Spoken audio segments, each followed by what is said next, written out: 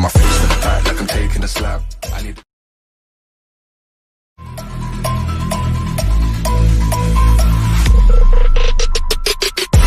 How heavy is that? Light work with the bass on the track on my face to the back like I'm taking a slap. I need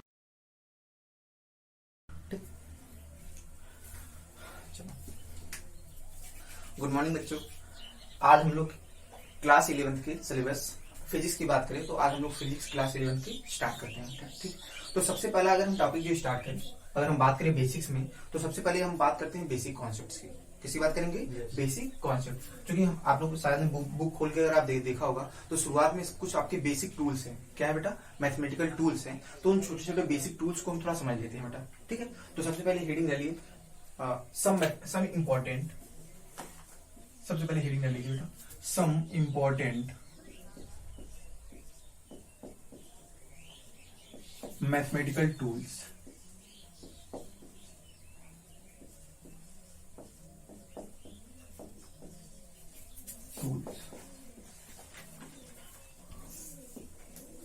ठीक, तो अब कुछ हम mathematical tools देखते हैं बेटा, कुछ इंपॉर्टेंट। ठीक है, तो इसमें देखो इस इंपॉर्टेंट मैथमेटिकल टूल्स में सबसे पहला जो हमारा टूल आएगा बेटा वो हमारा क्या आएगा? सबसे पहले हम बेसिक से अगर बात करें तो सबसे पहला हमारा जो अभी जो मेनली आपके लिए एकदम नया होगा बेटा, उन टूल्स में सबसे नया देखो, पुराने जो टूल्स होंगे जैसे आपका ट्रिग्नोमेट्री हो गया, तो सारे आपको फॉर्मुले जो है वो फॉर्मुले आपको आपके बेसिकली अगर फिजिक्स की किताब उठाएंगे तो शुरुआत में आपको सब दिया होगा।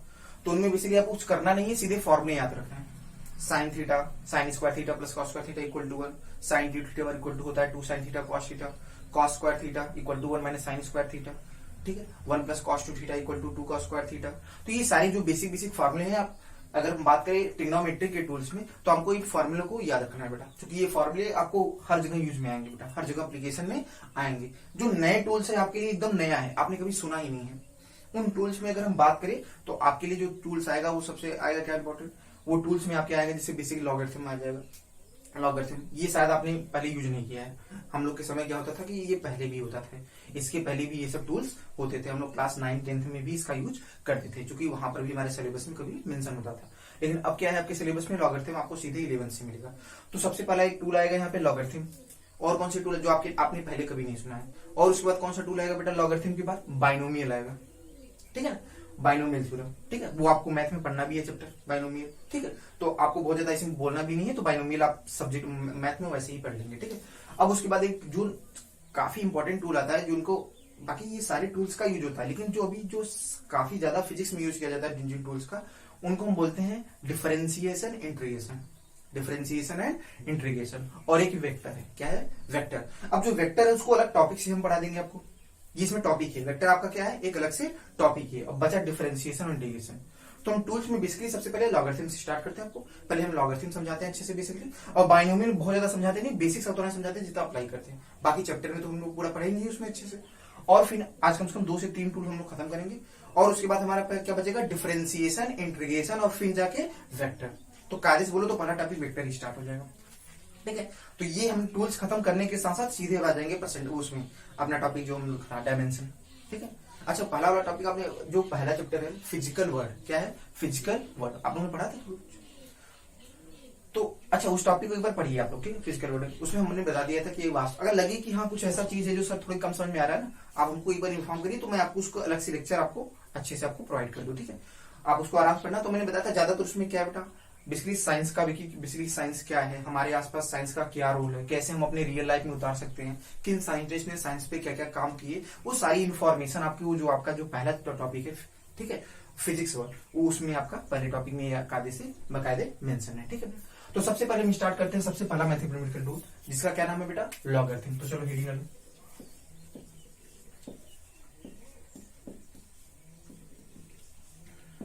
चलो सबसे पहला मैथमेटिकल टूल स्टार्ट करते हैं लॉगरिथम। ठीक है, इनको लॉग भी शॉर्टकट में बोलते हैं। क्या बोलते हैं हम लोग? लॉग भी शॉर्टकट में बोलते हैं। तो समझते हैं लॉगरिथम है क्या। अब बेसिकली ऐसे समझो सिंपल सा। अच्छा लॉगरिथम की खोज क्यों हुई समझो, इसके पहले बेसिक क्या है। एक्चुअली शुरुआत में क्या था कि हमारे लिए आसान, अगर हम कोई भी अलजेब्रिक ऑपरेशन करते हैं तो हमारे लिए हमेशा एडिशन सब्सट्रैक्शन आसान होता है। कौन सी चीजें थोड़ी टफ होती है? मल्टीप्लिकेशन और डिवीजन। जो मल्टीप्लिकेशन और डिवीजन होता है, अगर बड़े बड़े डेटा हो जाते हैं तो वो हमारे लिए काफी टफ होता है। तो सोचा गया कुछ ऐसे टूल बनाए जाएं जो ये बड़े बड़े जो आपका मल्टीप्लीकेशन और डिवीजन उनको अगर छोटा कर दे, किसी तरह से एडिशन सब्सट्रैक्शन मिला दे, तो टूल्स हमारे लिए काफी यूजफुल होगा। तो उन टूल्स में लॉगरिथम आता है बेटा। तो लॉगरिथम एक ऐसा टूल है जो बड़े बड़े कैलकुलेशन को बहुत आसानी से रिजॉल्व करता है या सॉल्व कर सकता है बेटा, आसानी से उसको कर सकते हैं इस टूल्स का इस्तेमाल। अभी कैसे अप्लाई किया जाता है देखो, पहले समझो बेटा। जैसे आपको सिंपल समझो, अगर मैंने बोला a के पावर c बराबर b, ऐसे लो, ये हमने कोई मान लो एक्सपोनेंट लिखा है, मान लो कोई a है, उसके पावर अगर हमने c कर दिया, ये बराबर b है, ये बराबर b है। तो इस एक्सपोनेंट को अगर हम लॉग के टर्म में लिखते हैं तो कैसे लिखते हैं बेटा, लॉग।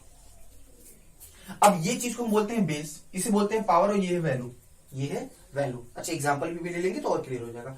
तो अगर इस जो आपको टर्म यहाँ पे एक्सपोनेंट आपको लिखा गया है, अगर इसको हम लॉग के रूप में लिखे कैसे लिखेंगे, जो बेस होता है यहां लिखा जाता है बेटा, जो वैल्यू होती है वो यहां लिखी जाती है, और लॉग का मान किसके बराबर होता है, पावर के। दिमाग में क्या सेट होना चाहिए, लॉग का मान किसके बराबर होता है, पावर के बराबर। किसके बराबर होता है हमेशा, पावर के बराबर। ये तरीका होता है कोई भी एक्सपोनेंट को लॉग के रूप में लिखने का। किसी भी एक्सपोनेंट को अगर लॉग के रूप में लिखना है तो हमेशा तरीका यही होता है। फॉर एग्जाम्पल आपको एग्जाम्पल देके बताया तो ज्यादा अच्छा क्लियर होगा। जैसे एग्जाम्पल में 2 की पावर 3, इसकी वैल्यू कितनी होती है बेटा, 8 होती है नहीं। देखिए आप लोग सब 2 की पावर 3 इक्वल टू क्या होती है, 8 होती है। तो ध्यान से देखिए, अगर लॉग के टर्म में हम लिखेंगे तो क्या लिखेंगे, लॉग 2 बेस, बेस क्या होगा पावर 2, वैल्यू क्या है 8, तो इसका मान कितना होगा बेटा 3, पावर के बराबर होगा, सिंपल सा। क्लियर। एक एग्जाम्पल और लेते हैं, तो ये पहला एग्जाम्पल था, ठीक है। एक दो एग्जाम्पल और ले लेते हैं बेटा। दूसरा एग्जाम्पल यहाँ पे ले लेते हैं। जैसे आपसे बोल दिया जाए 3 के पावर 4 कितना हो जाएगा बेटा, इसका क्या 81 हो जाएगा नहीं? तो बताओ अगर इस एक्सपोनेंट को हम लॉग के टर्म में लिखें कैसे लिखेंगे बेटा, लॉग के टर्म में लिखेंगे कैसे लिखेंगे बेटा, तो इसको लॉग के टर्म में लिखेंगे लॉग, जो बेस होगा बेटा यहाँ पे लिखते हैं, जो वैल्यू होगी वो कहाँ आ जाएगी बेटा, अंदर। तो लॉग का मान किसके बराबर आ जाएगा बेटा, लॉग का मान पावर के बराबर आ जाएगा। यहाँ पे ध्यान दीजिए बेटा, जो बेस है वो यहाँ पे आ जाएगा, वैल्यू आपकी यहाँ पे, और लॉग का मान किसके बराबर हो जाएगा, पावर के बराबर। किसके बराबर हो जाएगा, पावर। ठीक है, सही है तो बेटा, यहाँ तक सही है। पर्दा थोड़ा ऐसे पर्दा, हाँ रोशनी, हाँ ये बस नहीं ज्यादा, ये उधर किनारे लगे, इधर का किनारा उधर, बस सही बच्चों। तो ये रहा आपका, ठीक है। अच्छा तो अब मेरे ख्याल से आप समझ पा रहे हैं किसी भी एक्सपेरिमेंट को लॉग के टर्म में कैसे एक्सप्रेस करते हैं, ठीक है। यहाँ तो बात समझ में आ रही है बेटा, ठीक है। तो आगे बढ़ते हैं लोग। तो बेसिक में समझ में आ गया आपको कि किसी भी एक्सपेरिमेंट को लॉग के टर्म में हम कैसे एक्सप्रेस करते हैं। तो लॉग में एक्सप्रेस करना आपको आना चाहिए, सही है बेटा। हटाइए इसको, सिंपल सा, बहुत आसान सी चीज है। आप देखते जाइए आराम से, एक ही बातें समझ में आएगी, ठीक। चलो तो एक तो बेसिक बात समझ में आ गई कि हाँ किसी भी एक्सपोनेंट को अगर हमको लॉग के टर्म में लिखना है तो कैसे लिखेंगे, ठीक है ना। अब चलो आगे बढ़ते बेटा। अगर आगे हम बात करें तो समझते हैं कि जैसे हमने कोई लॉग लिखा, कोई भी अगर एक्सपोनेंट के फॉर्म में लिखा है, जैसे सपोज दैट ऐसे, अब समझते हैं कि वास्तव में जैसे हमने कर दिया 2 के ऐसे समझो इसका 1 टू, एक एग्जांपल दे रहा हूं, 1 टू द पावर 4 की वैल्यू क्या होती है 1। सोचो इसको लॉग में लिखना कैसे लिखोगे 1, बेस पर वैल्यू भी तो 1 ही है। इस बताओ ये सही है गलत क्या है।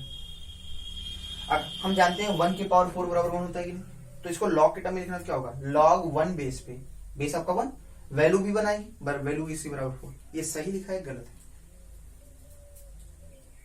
सोचो इसकी वैल्यू क्या 4 हो सकती है, कुछ भी हो सकती है। सोचो अगर 1 की पावर 5 करो तब भी तो 1 आएगा, 6 करो तब भी 1 आएगा। क्या इसकी वैल्यू बहुत सारी हो सकती है ना, क्या 5 फिक्स है कि यही होना है, तो एक फिक्स वैल्यू नहीं है। इसीलिए क्या बोला जाता है सबसे पहले कि जो लॉग होता है उसका बेस कभी 1 नहीं होना चाहिए। सबसे पहले ध्यान रखना क्या दिक्कत होती है बेटा, लॉग का बेस कभी भी 1 नहीं होना चाहिए। अगर बेस 1 हो जाएगा तो लॉग डिफाइन, तो ये लॉग आप डिफाइन ही, इसकी वैल्यू क्या 4 होगी, क्या ये डिफाइन है क्या, वो कुछ भी हो सकती है, 4 5 0 6 7 कुछ भी हो सकता है, डिफाइन ही नहीं हो सकता बेटा। तो सबसे पहले क्या बात है कि लॉग डिफाइन तब होता है जब बेस की वैल्यू 1 नहीं होनी चाहिए। क्लियर है बेटा, क्या ध्यान रखना। तो लॉग हमेशा डिफाइन तभी होता है जब बेस की वैल्यू 1 नहीं होनी चाहिए। क्लियर। अच्छा हटाओ इसको, नोट कर लो आप चाहो तो। और अगर आप समझते जा रहे हो चीजों को तो उसको दिमाग में सेट करते चलो कि लॉग तभी डिफाइन होता है जब बेस 1 नहीं होना चाहिए, ठीक है। अच्छा हम आपको यहाँ पे एप्लीकेशन में बेटा उतनी ही चीजें बताएंगे जितना हम फिजिक्स में भी यूज करेंगे, ठीक है। फालतू की चीजें आपको बताने की कोई जरूरत नहीं है, ठीक है। मैथ में बेसिकली आप पढ़ेंगे भी सारी चीजें ऐसे, ठीक है। मैथ में तो बहुत कुछ पढ़ेंगे हम लोग इसमें, तो वहां पे हम लोग काफी सीख लेंगे। अभी फिजिक्स में हम लोग उतना ही बताते हैं जितना हमारे फिजिक्स में यूज होगा, ठीक है बेटा। हटाइए इसको बेटा। तो क्या बात क्लियर हो गया बेटा कि लॉग में हमेशा ध्यान रखना कि जो बेस होगा वो कभी भी 1 नहीं होना चाहिए। क्लियर। अच्छा अब तो समझते हैं। अच्छा आपने सारे अगर एग्जांपल देखा होगा तो उसमें देखा होगा अंदर की वैल्यू भी पॉजिटिव हो रही थी हमेशा, बेस भी हमेशा क्या हो रहा था, पॉजिटिव हो रहा था, और बेस 1 नहीं होना चाहिए। ये 3 बातें हो रही थी। तो यही से कंडीशन आ जाती है। क्या कंडीशन आ जाती है, स्टार बना के लिखते हैं बेटा। अगर हमने बोला लॉग ए बेस पर बी, लॉग ए बेस पर बी। अच्छा मैं थोड़ा पढ़ने के लिए तुमको बता दूं, थोड़ा सा मैं पढ़ता हूं उल्टा हूं, मैं ऐसे पढ़ता हूं लॉग ए बेस पर बी। पढ़ा ऐसे नहीं जाता, पढ़ा ऐसे जाता है log b to the base a. पढ़ा कैसे जाता है, अगर कोई टीचर पढ़ता है अच्छे से तो वो कैसे पढ़ता है बेटा, लॉग बी, पहले आप वैल्यू पढ़ते हैं बाद में बेस दिखाते हैं, लेकिन मैं थोड़ा जल्दीबाजी के लिए ऐसे बोलता हूँ लॉग ए बेस पे। तो अगर मैं कैसे कभी ऐसा बोलूं तो ऐसा लेना कि मैं पहले बेस बोलता हूँ, ठीक है। बाकी अगर पढ़ने का जो सही तरीका है वो कैसे बोला जाता है बेटा, log b to the base a, पहले वैल्यू बोलते हैं बाद में बेस, ठीक है। तो आप उसके लिए कंफ्यूज मत कीजिएगा, वो थोड़ा जल्दी के लिए हम थोड़ा सा करें। तो क्या है बेटा, लॉग ए बेस पर बी इज डिफाइंड इफ। अब हम बात करें कि वास्तव में लॉग डिफाइन कब होता है, लॉग डिफाइन कब होता है। अब बताओ ये अगर लॉग, अगर कोई लॉग लिखा है तो ये डिफाइन कब होगा बेटा। तो ध्यान रखो सबसे पहले क्या बात होनी चाहिए, सबसे पहला पॉइंट क्या होना चाहिए बेटा, क्या लॉग के अंदर का नंबर कभी भी पॉजिटिव हो सकता है क्या, तो नेगेटिव हो सकता है क्या, नहीं, क्या होना चाहिए हमेशा पॉजिटिव। तो पहला नंबर होगा लॉग के अंदर का नंबर क्या होना चाहिए, पॉजिटिव। क्लियर है। अच्छा दूसरा और क्या होना चाहिए बेटा, और बताओ क्या उसका बेस भी पॉजिटिव होना चाहिए, नहीं बेटा, क्या बेस कभी नेगेटिव हो सकता है क्या, नहीं, तो बेस भी क्या होना चाहिए बेटा, पॉजिटिव। और तीसरी मोस्ट इंपॉर्टेंट वर्ड क्या है, तीसरी, हाँ, एक नहीं होना चाहिए, बेस कभी भी 1 नहीं होना चाहिए। सही है, याद है बेटा, बहुत सही। तो थर्ड है आपका बेस कभी भी 1 नहीं। ये 3 बातें हैं बेटा। सोचो इनमें से कोई एक बात अगर होल्ड कर जाए तो क्या काम बनेगा कि तीनों एक साथ करना पड़ेगा। सोचो क्या इनमें से कोई एक अगर होल्ड कर जाए तो काम बन जाएगा कि तीनों एक साथ करना पड़ेगा, तीनों एक साथ। इनमें से अगर कोई भी एक होल्ड नहीं किया तो लॉग डिफाइन नहीं होगा। इसीलिए क्या बोलोगे बेटा कि लॉग तभी डिफाइन होगा जब तीनों एक साथ, एक साथ मतलब इंटरसेक्शन, मतलब ये भी सेटिस्फाई हो, ये भी सेटिस्फाई हो, ये भी, तीनों कंडीशन सेटिस्फाई होगी तभी लॉग डिफाइन होगा। क्लियर है बेटा, यहाँ पे तीनों कंडीशन सेटिस्फाई होगी तभी हमारा लॉग डिफाइन होगा। यहाँ तक क्लियर है, ठीक है। आगे बढ़ते हैं बेटा, ठीक। अभी थोड़ी आवाज में दिक्कत रहेगी, ठीक है, जो ऑनलाइन देखेंगे उनके लिए दिक्कत यही है, आवाज थोड़ी सी भी कम आएगी, ठीक। समय के साथ वो माइक आ जाएगा तो आवाज हो सकता हूँ काफी अच्छे से इंप्रूव हो जाएगा, जल्दी ही है, ठीक। यहाँ तक सही है बेटा हमको, ठीक। तो लॉग के बारे में समझ में आया कि लॉग डिफाइन कब होता है बेटा, जब लॉग के अंदर का नंबर पॉजिटिव होना चाहिए, बेस भी पॉजिटिव होना चाहिए और बेस कभी भी 1 नहीं। अगर ये तीनों बातें एक साथ, ये इंटरसेक्शन का मतलब होता है एक साथ होल्ड करना चाहिए, मतलब इनमें से कोई एक होल्ड करने से काम नहीं बनेगा, मतलब केवल यही होल्ड कर जाए तब भी अगर लॉग डिफाइन हो जाए तब भी ऐसा नहीं हो सकता, तीनों एक साथ होल्ड करना चाहिए। एक साथ का मतलब इंटरसेक्शन। क्लियर है। अच्छा हटाएं बेटा इसको, ये बात समझ में आ रही, पॉइंट्स को नोट करके चलिए। जैसे मैं एग्जांपल में 2 चीजें पूछता हूँ आपसे, ठीक, आप बताइए कि लॉग यहाँ पे डिफाइन है कि नहीं, ठीक। जैसे मैं आपसे पूछ रहा हूँ एक सिंपल सा, मैं जानबूझ के थोड़ा वही ले रहा हूँ जो थोड़ा कभी आपको डाउट होता है। जैसे बोल दिया लॉग 3 बेस पे 0, बताओ ये डिफाइन है क्या, ये लॉग डिफाइन है कि नहीं डिफाइन है, सोच बताइए आप, क्या ये लॉग डिफाइन है। आपको देखो, आपको पता है लॉग कब डिफाइन होता है, तो आराम से अपना दिमाग लगाइए, आप खुद ही बता दोगे सही है कि नहीं। क्या ये लॉग डिफाइन है कि नहीं, सोचो सोचो बेटा, अरे नहीं डिफाइन है, क्या डिफाइन है, क्या नॉट डिफाइन, क्यों नहीं नॉट डिफाइन है बेटा, सोचो पहले सोचो यहाँ पे, क्या बेस क्या इसका पॉजिटिव है, हाँ, क्या 1 है क्या, नहीं, ये तो बातें होल्ड कर रही है, लेकिन देखो अंदर की वैल्यू क्या है बेटा, पॉजिटिव है कि 0 है, 0 है तो डिफाइन ही नहीं होगा, क्योंकि लॉग तो डिफाइन तब होता है जिसके अंदर का नंबर क्या होता है 0 से बड़ा, नॉट डिफाइंड। देख लो नॉट डिफाइंड, ये डिफाइन नहीं होगा। क्लियर है। कभी बार बच्चे ऐसे बोल देते हैं लॉग इतने बेस पे 0 की वैल्यू 1 होती, तो लॉग 0 का मान कभी 1 और डिफाइन ही नहीं होता, ठीक है, लॉग के अंदर 0 नहीं होना चाहिए, बात सब पर। तो मैंने वही लिया जो आपको थोड़ा डाउट था। चलो जैसे एक आध और पूछ लेते हैं बेटा आपसे, जैसे ने पूछ लिया लॉग 1/2 बेस पर 1/3, चलो फटाफट बताओ ये डिफाइन है क्या, ये डिफाइन है क्या, सोचो आराम से सोचो, कोई जल्दीबाजी नहीं, आराम से सोच के बताइए, ध्यान दीजिए बच्चों, क्या ये लॉग डिफाइन है कि नहीं। तो हम बेसिक प्रॉपर्टी जाते हैं जो हमारे को पता है, हमको क्या पता है बेटा, लॉग डिफाइन कब होता है, जब लॉग के अंदर का नंबर पॉजिटिव होना चाहिए, बेस भी क्या होना चाहिए, पॉजिटिव, तभी तो लॉग डिफाइन होता है। बताओ ये लॉग का क्या बेस पॉजिटिव है क्या? 1/2 तो पॉजिटिव नंबर है ना? हाँ, अरे 1/2 पॉजिटिव है। बेस क्या है बेटा? 1/2, 1/2 मतलब 0.5। तो बताओ ये पॉजिटिव नंबर है कि नेगेटिव? पॉजिटिव। क्या बेस पॉजिटिव है? हाँ। क्या ये 1 है क्या? नहीं। अंदर की वैल्यू भी देखो, ये 1/3 है, क्या ये पॉजिटिव है क्या? हाँ। तो खत्म, लॉग डिफाइन है। उसमें क्या फ्रैक्शन देके घड़ा थोड़ी जाओ कि लॉग डिफाइन नहीं है, डिफाइन। आराम देख लीजिए बेटा, ये डिफाइंड है, समझो सिंपल सा। फ्रैक्शन देके घड़ाने थोड़ी जरूरत है बेटा। ये देखो सिंपल सा पहचान हमारे को क्या है कि लॉग के अंदर का नंबर पॉजिटिव होना चाहिए, बेस भी पॉजिटिव होना चाहिए और बेस 1 नहीं होना चाहिए। अगर इन तीनों बातों को होल्ड कर रहा है तो लॉग डिफाइन है, अगर नहीं होल्ड करेगा तो लॉग डिफाइन नहीं। सिंपल सी बात। बताओ यहाँ पे क्या होगा? अंदर वैल्यू पॉजिटिव है क्या? हाँ एकदम। बेस भी पॉजिटिव है क्या? हाँ। क्या बेस 1 है क्या? नहीं। तीनों बातें होल्ड कर रहा है तो लॉग डिफाइन है। समझ बेटा, फ्रैक्शन से देख कैसे घुराओ ना कि फ्रैक्शन देख के लॉग डिफाइन नहीं है। ठीक है, क्लियर है यहाँ तक बेटा सबको? तो हमेशा बेसिक बातें ध्यान रखो। हमेशा करना, कभी भी आपको डिसाइड करना हो कि लॉग डिफाइन है कि नहीं, तो आपको जो आपको बताया गया है कैसे लॉग डिफाइन होता है, लॉग के अंदर का नंबर पॉजिटिव होना चाहिए, बेस भी क्या होना चाहिए बेटा? पॉजिटिव होना चाहिए, और बेस 1 नहीं होना चाहिए। ये तीनों बातें एक साथ होल्ड करनी चाहिए। क्लियर है यहाँ तक? यहाँ तक सही सबको? चलो आगे बढ़ते हैं। ठीक है, इस तरह से जज करते हैं। ठीक, तो अब सीधे आते हैं इसके काम की बात पे, प्रॉपर्टीज भी, लॉग की प्रॉपर्टीज भी। बाकी और इसके बारे में बहुत सारी चीजें हम लोग मैथ में पढ़ेंगे, काफी कुछ पढ़ेंगे। ठीक है, अभी हम सीधे यहाँ पे आते हैं इसके प्रॉपर्टीज पे। तो रीडिंग लो प्रॉपर्टीज फटाफट, और यही आपके काम की, यही कुछ भी बनाया लॉग की प्रॉपर्टीज। क्लियर? तो प्रॉपर्टीज में अगर हम बात करें, ठीक, तो सबसे पहली प्रॉपर्टी क्या है बेटा? फटाफट नोट कर दीजिए। सबसे पहली प्रॉपर्टी है, अगर हमने बोला अगर लॉग के अंदर दो नंबर्स का प्रोडक्ट हो, क्या हो बेटा? प्रोडक्ट हो, तो ये बराबर क्या हो जाता है बेटा?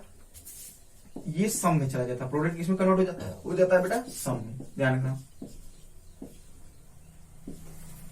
अगर लॉग के अंदर दो नंबर्स का प्रोडक्ट हो, लॉग के अंदर क्या हो? दो नंबर्स का प्रोडक्ट हो, तो ये दोनों के अलग अलग सम में कन्वर्ट हो जाता है।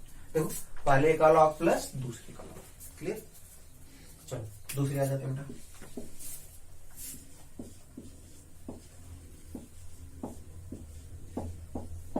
डिवीजन है, अब लॉग के अंदर दो नंबर्स का डिवीजन है, तो यहाँ पे डिवीजन होगा तो किसमें चला जाता है? डिफरेंस में। कैसे हो जाएगा? डिफरेंस में। ठीक है, अभी ये सबका प्रूफ कर देंगे जिसका प्रूफ होगा आपको। तो आ जाएगा लॉग ए बेस में ऊपर वाले का माइनस लॉग ए बेस पे नीचे वाले का। देख लो आराम से बेटा। अब ये प्रॉपर्टीज ये आपको ध्यान रखनी है बेटा। अभी इनका प्रूफ हम दे देंगे तो और आपको क्लियर हो जाएगा अच्छा कैसे हो जाएगा किसी एक का भी। ठीक है, आप देख लीजिए इन सारी प्रॉपर्टीज को। ये सारी प्रॉपर्टी जब हम आगे पढ़ेंगे ना डिफरेंशिएशन, उसमें खूब यूज है, हर जगह यूज में आना है बेटा। ठीक, तो इनको समझ लीजिए। थर्ड प्रॉपर्टी क्या है बेटा? लॉग ए बेस पे बी के पावर सी। अगर देखो पावर में बी के पावर सी, तो जो पावर होता है वो किसमें चला जाता है? प्रोडक्ट में चला जाता है। पावर किसमें चला जाता है बेटा? प्रोडक्ट में। ध्यान में, जो पावर होता है वो गुणे में चला जाता है। ध्यान रखिए, पावर जो होता है वो किसमें चला जाएगा बेटा? गुणे। क्लियर? देख लीजिए, तो ये थी थर्ड प्रॉपर्टी। अच्छा, ये सी प्रोडक्ट में बेटा, सी इंटू लॉग ए बेस पर। अगर हम फोर्थ की बात करें, फोर्थ प्रॉपर्टी क्या है बेटा? फोर्थ प्रॉपर्टी को हम बोल रहे हैं बेस चेंज प्रॉपर्टी। क्या बोल रहे हैं बेटा? Base change. अगर हम बात करें, जैसे आपसे बोला है लॉग ए बेस पर बी, ठीक है, अब जैसे ये लॉग ए बेस पे लीजिए, हम चाहते हैं इसको कोई नई बेस पे लिखना, हम चाहते हैं इसको इस लॉग को किसी दूसरे बेस में कन्वर्ट करना। मान लो सी है वो बेस, ठीक। अगर हम चाहते हैं इसको सी बेस में कन्वर्ट करना, तो प्रॉपर्टी क्या बोलती है? इसको हम लिख सकते हैं लॉग सी बेस पे ऊपर वाले की वैल्यू अपान लॉग सी बेस पे इसका बेस। पहले देखो कैसे होगा। इसे बोलते हैं बेस चेंज प्रॉपर्टी। समझो कैसा होगा? लॉग ए बेस पे बी को हम लिखना चाहें तो किसी दूसरे बेस सी में लिखना चाहें तो क्या बोला जाता है? लॉग सी बेस पे ये अंदर वाली वैल्यू अपान लॉग सी बेस पे इसका बेस। खत्म। इसे हम क्या बोलते हैं? इसे बोलते हैं, यहाँ ब्रैकेट में लिखा है बेस चेंज प्रॉपर्टी। इसे हम क्या बोलते हैं बेटा? Base change property.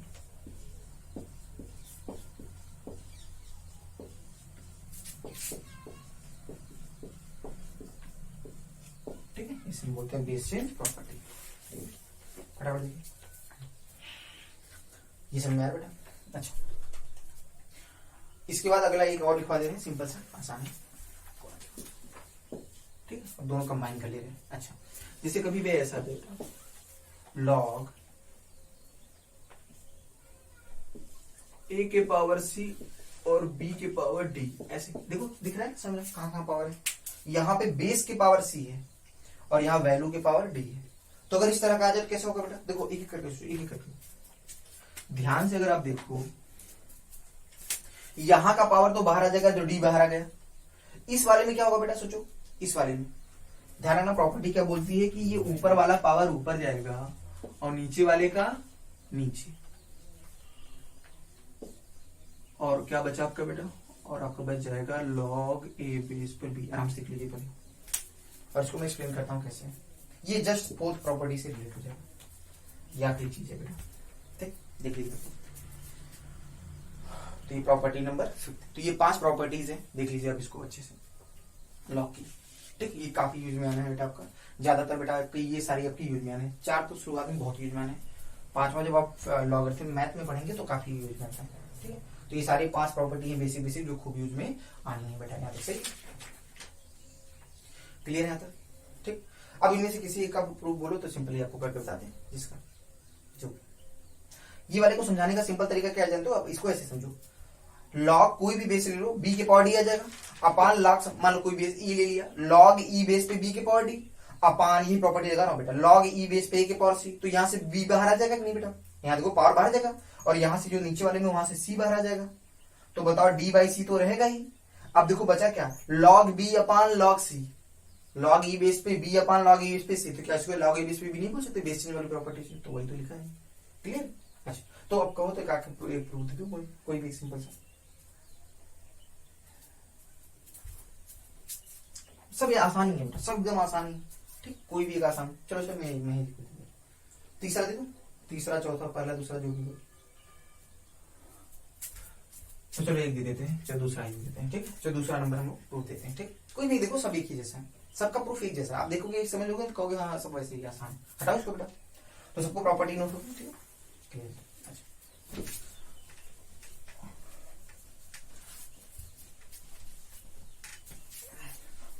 तो दूसरे का ही प्रूफ हम लोग समझ लेते हैं।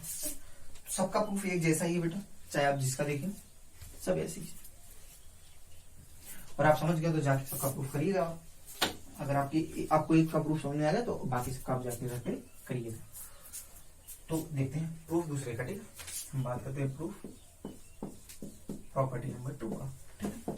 प्रॉपर्टी नंबर 2 का प्रूफ देखते हैं। तो देखिए ध्यान से, प्रूफ करने से पहले मानते हैं, यहाँ पे क्या करते हैं, मानते हैं। अगर आप दूसरी साइड में देखो तो क्या था, लॉग ए बेस पर बी था, यही तो था ना। और क्या था बेटा, लॉग ए बेस पर, यही तो दोनों थे। अब अगर दूसरे साइड में देखो तो लॉग ए बेस पर B minus log a base पर, यही तो था। तो मैं क्या करूंगा, मैं मान लूंगा इसकी वैल्यू, इसको मैं मान लूंगा x और इसको मान लूंगा y।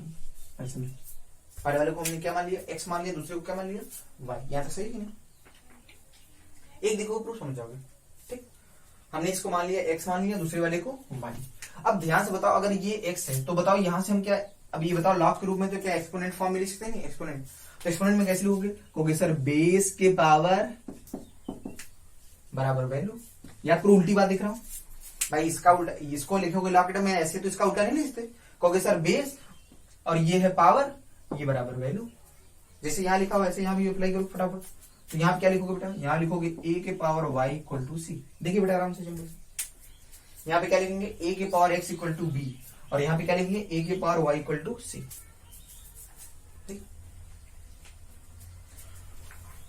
अब ध्यान से अगर आप देखो तो यहाँ पे क्या सकते हो, इन दोनों रिलेशन में, अगर इसको मैं बोलूं रिलेशन फर्स्ट और इसको बोलूं रिलेशन सेकेंड, तो अगर ध्यान से देखिए इन दोनों को अगर मैं डिवाइड कर दूं, इन दोनों को डिवाइड कर दूं, क्या करूं, अब कैसे पता करें, जरा डिवाइड करेंगे कि मल्टीप्लाई करेंगे, क्या करेंगे, वो रिजल्ट देखिए आपको डिसाइड करना है। रिजल्ट में आप ध्यान से देखो तो इन दोनों का डिफरेंस है उधर जो आ रहा है, तो डिफरेंस तब आएगा जब इसको डिवाइड करोगे, तभी तो एक्सपोनेंशियल प्रॉपर्टी आएगा कि माइनस होगा। तो ध्यान से बताओ, अगर मैं फर्स्ट और सेकेंड को डिवाइड कर दूं, फर्स्ट और सेकेंड को डिवाइड कर दूंगा तो देखो ध्यान से क्या आएगा बेटा, यहाँ पे आएगा a के पावर x अपान a के power y equal to b by c. अब ध्यान से बताओ, ये a के पावर y ऊपर जाएगा तो माइनस में आ जाएगा कि नहीं बेटा। तो ध्यान से देखो, डायरेक्ट में लिख रहा हूँ, क्या लिख सकते हो इसको बेटा, इसको लिख सकते हो a के पावर क्या x माइनस y आएगा कि नहीं। देखिए देखिए फटाफट कैसे लिख सकता हूँ, देखिए क्लियर है। ये y वाला a की पावर y ऊपर जाएगा तो माइनस हो जाएगा ना, तो a की पावर x माइनस y। अब बताओ ये जो है क्या एक्सपोनेंट फॉर्म में लिखा है कि नहीं, क्या इसको लॉग में लिख सकते हैं? अब लॉग में लिखना हमने पहले सीखा था बेटा, सबसे शुरुआत में ही सीखा था बेटा, तो यहाँ पे मैं इसको लिखना सिखाता हूँ। अब देखो लॉग में कैसे लिखोगे, कहोगे सर लॉग बेस क्या है a, वैल्यू क्या है b by c, log a base पर वैल्यू, इसका मान किसके बराबर होगा, पावर क्या है बेटा x माइनस वाई। देखिए पावर क्या है x माइनस वाई। अब बताओ x और y तो हमने माना है ना, x y तो हमने माना है, x y की क्या क्या वैल्यू, x तो ये है, y उठाकर प्रूफ हो गया।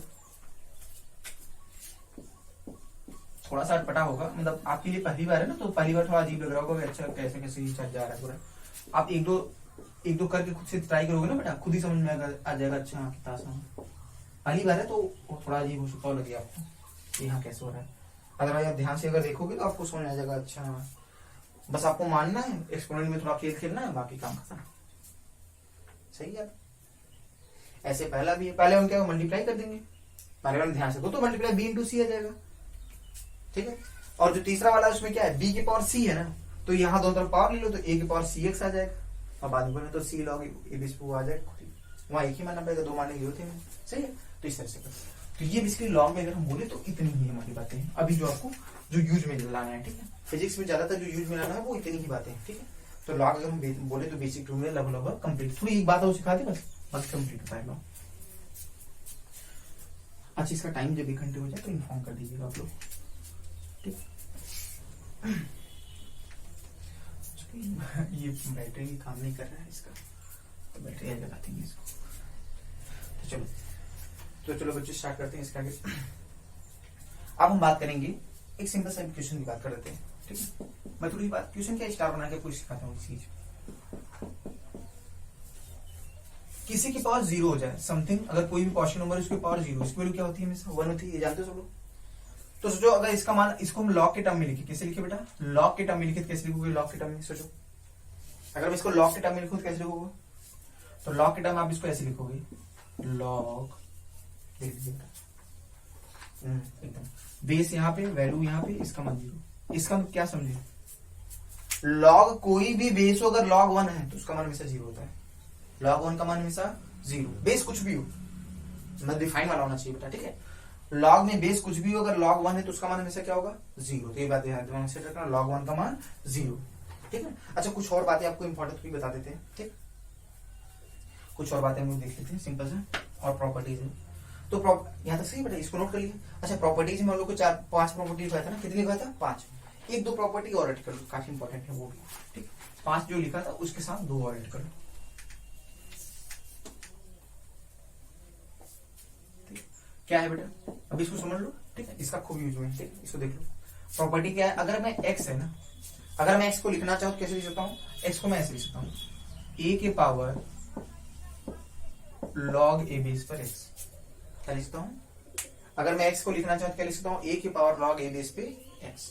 कंडीशन क्या है बेटा, यहाँ पे a क्या होना चाहिए बेटा, पॉजिटिव होना चाहिए, और क्या होना चाहिए, 1 नहीं होना चाहिए। क्लियर है बेटा, बात समझ में आ रही है, और साथ साथ x भी पॉजिटिव होना चाहिए, a पॉजिटिव होना चाहिए, 1 नहीं होना चाहिए, और जो आपका x है वो भी क्या होना चाहिए बेटा, पॉजिटिव। तीनों बातें होल्ड करनी चाहिए ना भाई। लॉग डिफाइन कब होता है जानते हो ना, base positive, x positive, base 1 नहीं, वही तो लिखा हूं, देखो ध्यान से, तो वही तो लिखा हूं बस कर।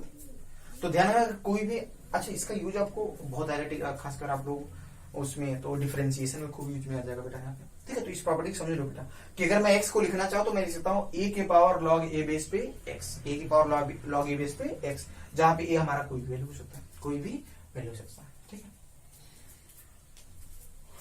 अच्छा कभी अगर क्वेश्चन बनाते हैं तो ये जानबूझ के वो क्वेश्चन में ऐसे कर देते हैं, ऐसे लिख देते हैं, ऐसे लिख के जोड़ भरा देते हैं, और फिर आपसे वैल्यू पूछ लेते हैं, तो 4 ऑप्शन देते हैं, तो आप समझ पा रहे हो इसकी वैल्यू किसके बराबर होती है, इसके बराबर। जैसे आपसे सिंपल मैं पूछूं ऐसे, जैसे फॉर एग्जांपल मैं आपसे एक पूछ लेता हूँ, ज्यादा अच्छा, जैसे आपसे पूछा गया 2 के पावर log 2 बेस पे 7 माइनस 3 के पावर log 3 बेस पे, चलो इसकी वैल्यू बताओ कितना है। अब जैसे आपसे पूछ लिया इसकी वैल्यू बताओ, सिंपल क्या आ गया आसानी से। तो सिंपल सी यही प्रॉपर्टी लगानी है।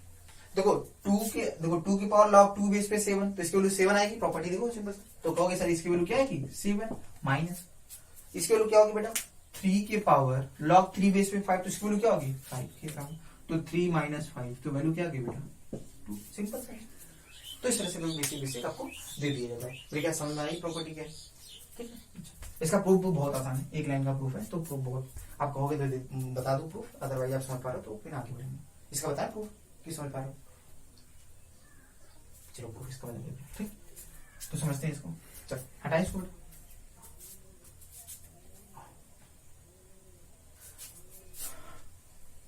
ओके, तो प्रूफ देख लेते हैं चलो।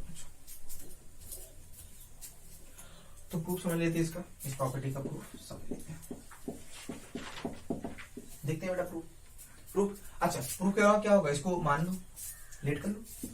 तो लेट हमने क्या कर लिया लॉग ए बेस पर एक्स, इसको हमने कुछ मान लिया, मान लो बी मान लिया, कुछ भी मान लिया बराबर। इस लॉग की वैल्यू को हमने किस बराबर मान लिया बी के बराबर, ठीक है। अच्छा तो ध्यान से बताओ क्या हो जाएगा यहाँ पे, अगर इसको हमको लिखना चाहे तो कैसे लिख सकते हो बेटा, ए के पावर बी बराबर एक्स आएगा, ए के पावर बी बराबर एक्स, ठीक है ना बेटा, सही ना। बस बी की वैल्यू रखो, आंसर खत्म, कुछ नहीं। अब बताओ बी क्या था, लो कुछ टाइम तुमको लगा था इसीलिए बोला आसान है। चलो चल मैं ना कितना आसान है, सिंपल। चलो फटाफट नोट कर लो, ये प्रूफ था इसका। तो इस प्रॉपर्टी का ये प्रूफ था। तो हमेशा अच्छा ये दोनों तरफ से ध्यान रखना बेटा, तो ये है तो ये लिख सकते हैं और ये है तो ये लिख सकते हैं, एकदम क्लियर। चलो तो आगे बढ़े हम लोग इसके, ठीक सही ना, कोई दिक्कत तो नहीं इसमें, ठीक। बाकी जब मैथ पढ़ाएंगे तो बहुत सारी प्रॉपर्टी का यूज करना आपको सिखाएंगे, ठीक है। अभी और सारी प्रॉपर्टी है तो आपको भी यही तक, ठीक है, यही तक बता दिए एक्स्ट्रा। तो लॉग की अगर हम बात करें तो लॉग बेटा हम लोग का खत्म होता है पहला टूल, ठीक। ये सारी इन्फॉर्मेशन आपको बताना चाहिए, ये सारी प्रॉपर्टी दिमाग में सेट होनी चाहिए कि लॉग के अंदर दो नंबर्स का प्रोडक्ट होता है तो सम में चला जाता है, डिवीजन होता है तो डिफरेंस में चला जाता है, पावर भी पावर होता है तो वो गुणे में चला जाता है बेटा, ठीक है। बेस चेंज आप समझ पा रहे हो बेटा, अलग बेस में लिखते हैं तो लॉग अलग बेस में जो भी वैल्यू अंदर की वैल्यू अपान बेस, क्लियर। इस तरह से हम लोग अप्लाई करते हैं बेटा, मेनली वही सब, ठीक है। तो चलो आगे बढ़ते हैं। तो ये हमारा था लॉगरिथम, ठीक। अभी बेसिक आप इतना ही जानिए, ठीक है, क्लियर।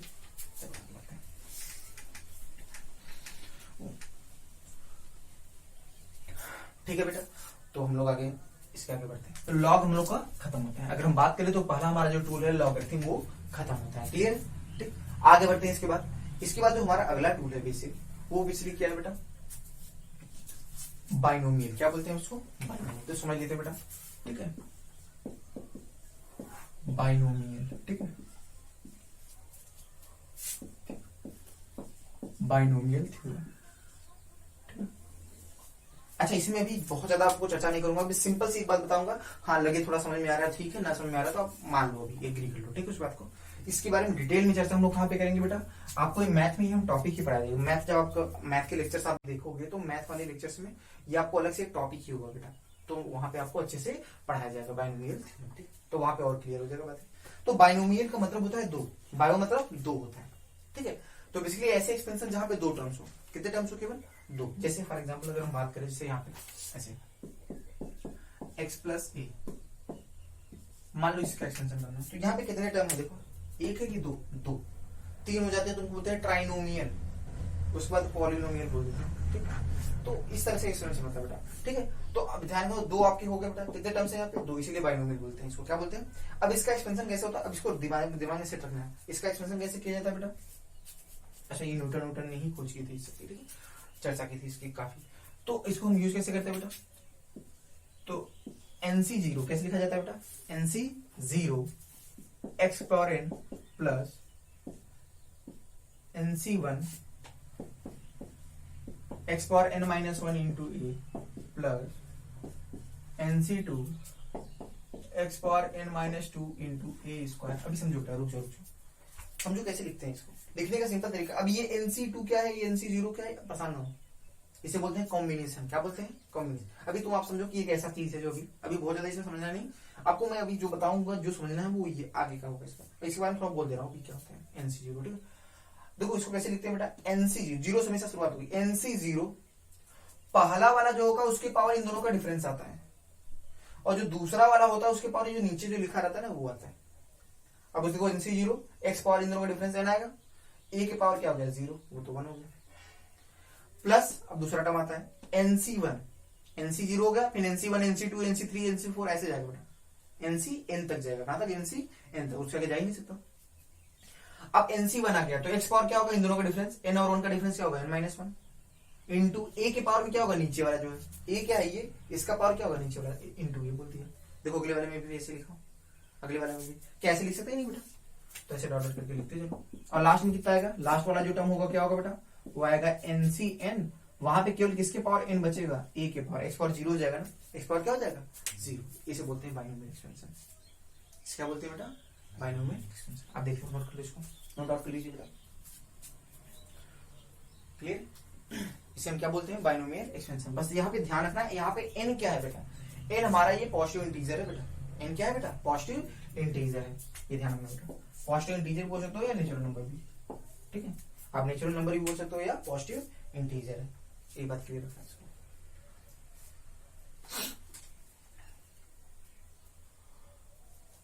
सही, अभी थोड़ा एनसी के बारे में थोड़ा बता दो, एनसी ये क्या होता है।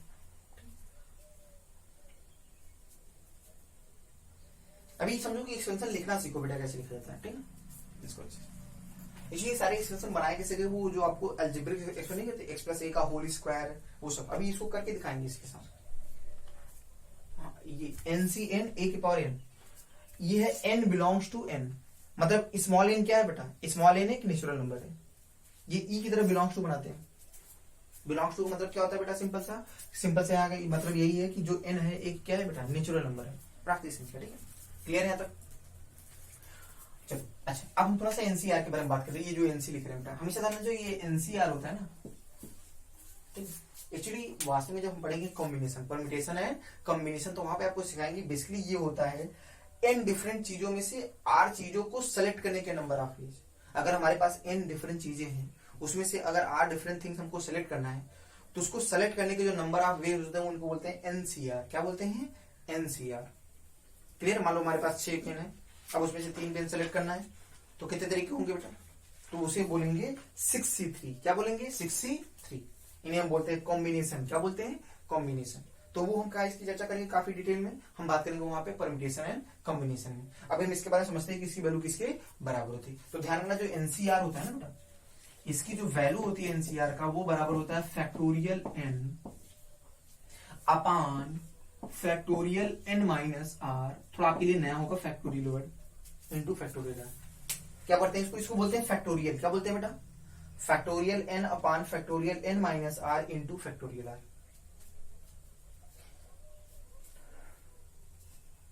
चलो इसको मिटा दो।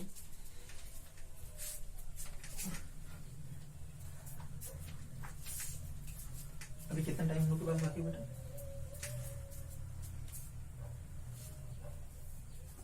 अभी है ना, बस वो जब टाइम हो जाएगा तो आप बता दीजिएगा।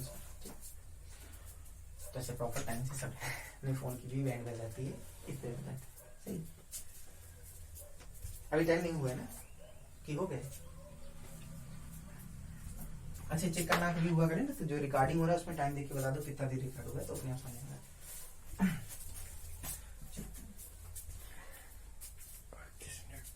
38 मिनट। हाँ तो अभी काफी समय है, उसी से देख के और बोल दिएगा। ठीक, बस रुकना हो जाए वो, तो जैसे 1 घंटे कुछ 5 मिनट या 1 घंटे ज्यादा हो जैसी हो तो क्लियर, 1 घंटे या हो जाए तो चलो। तो आगे बढ़ते हैं, हम बात करें बेटा एनसीआर। किसी बात करें एनसीआर। तो एनसीआर क्या होता है, देखो कैसे इस वैल्यू लिखते हैं। इसकी वैल्यू होती है फैक्टोरियल एन, ध्यान है ऊपर वाले का फैक्टोरियल अपान, नीचे क्या होगा, इन दोनों का डिफरेंस। देखो फैक्टोरियल में एन माइनस आर, और जो नीचे वाला इंटू फैक्टोरियल आर। अब ये कहोगे सर फैक्टोरियल क्या है। अच्छा, इस फैक्टोरियल को लिखने का बहुत तरीका, देखो फैक्टोरियल ऐसे लिखते हैं, पहले समझ लो बेटा। ये जो अगर ऐसे लिखा जाता है ना, ये ऐसे, या इसको लिखने का एक तरीका ऐसे भी इस्तेमाल करते हैं, बहुत जगह ऐसे भी लिखा जाता है। इसे हम बोलते हैं फैक्टो, इसको कैसे पढ़ते हैं बेटा, इसको हम पढ़ते हैं फैक्टोरियल एन। क्या पढ़ते हैं बेटा, इसको हम पढ़ते हैं फैक्टोरियल एन, ठीक है ध्यान रखना। अब ये फैक्टोरियल होता क्या समझते हैं बेटा, पहली बात समझ में आ रही है, ये आपको रटना ही है बेटा कि एनसीआर की वैल्यू किसके बराबर होती है, factorial n upon factorial n minus r into factorial r. ये उसी से निकल के आया बेटा, बेसिक से। क्लियर? अब समझते हैं कि ये है क्या, हटाओ उसको। अब समझते हैं कि ये फैक्टोरियल है क्या। अगर हमने बोला बेटा फैक्टोरियल है, ये तो पढ़ने के लिए आपको बता दिया ऊपर। अगर हमने बोला बेटा फैक्टोरियल एन, तो फैक्टोरियल एन का मतलब क्या होता है बेटा, फैक्टोरियल एन की जो वैल्यू होती है वो बराबर होता है बेटा n into n minus one into n minus to.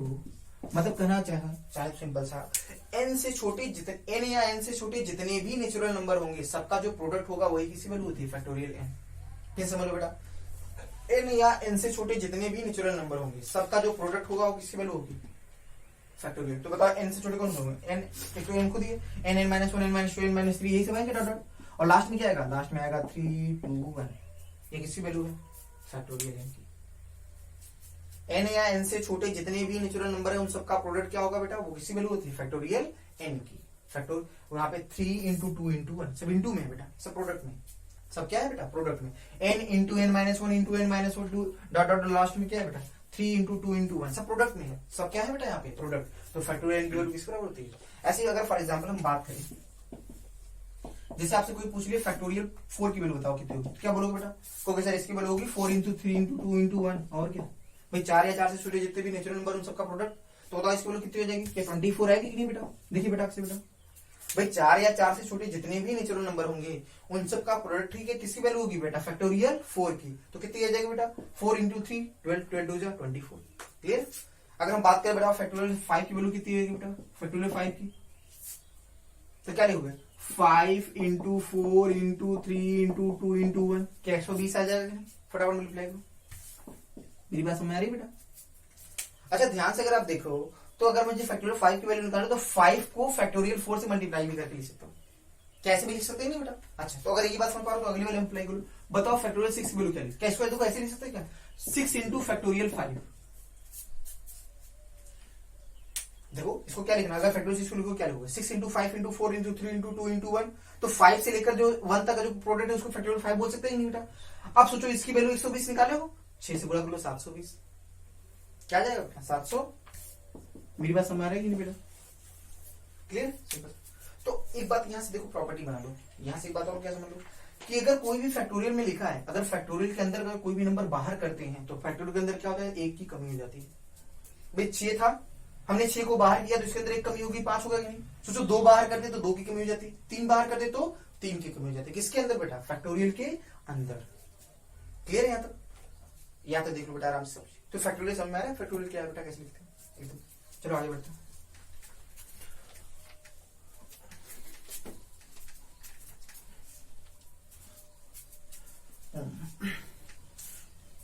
तो इसको आप ऐसी प्रॉपर्टी बना लो बेटा, स्टार बना के मैं बात करूं, यहाँ पे नोट कर लो आप इसको। क्या बात बोलो, अगर फैक्टोरियल एन हो, अगर फैक्टोरियल के अंदर से बेटा एक नंबर बाहर करोगे तो फैक्टोरियल के अंदर क्या हो जाएगी, एक की कमी हो जाएगी, एक की कमी हो जाती है बेटा। सोचो 2 नंबर बाहर कर लो तो 2 बाहर कर लोगे तो 2 बाहर करोगे 2 की कमी हो जाएगी, उसमें क्या, तो इसमें 2 घटाना पड़ेगा। और 3 बाहर करोगे तो फैक्टोरियल के अंदर कितनी कमी हो जाएगी, 3 की कमी हो जाएगी। ठीक है, तो इसको भी काफी हम लोग यूज करते हैं बेटा, ठीक है, इस प्रॉपर्टी को भी, ठीक है। बेसिक्स है, इसमें कोई बहुत ऐसा कुछ रटने वाली चीज नहीं है बेटा, सिंपल सा। अगर आप उस बात को समझ पा रहे हो तो आप समझ पाओगे हाँ कैसे कैसे यूज हो रहा है। एक बार दोबारा देख लो, अगर फैक्टोरियल एन है तो फैक्टोरियल के अंदर से अगर एक नंबर बाहर करेंगे बेटा तो उसके अंदर 1 की कमी हो जाएगी। तो कोई यहाँ 2 बाहर किया, एन और एन माइनस 1, तो 2 की कमी हो गई। लगातार बाहर करने होते, ऐसा नहीं कि आपने एन बाहर किया तो एन माइनस 3 बाहर कर लेंगे, नहीं, लगातार कॉन्जिक्यूटिव।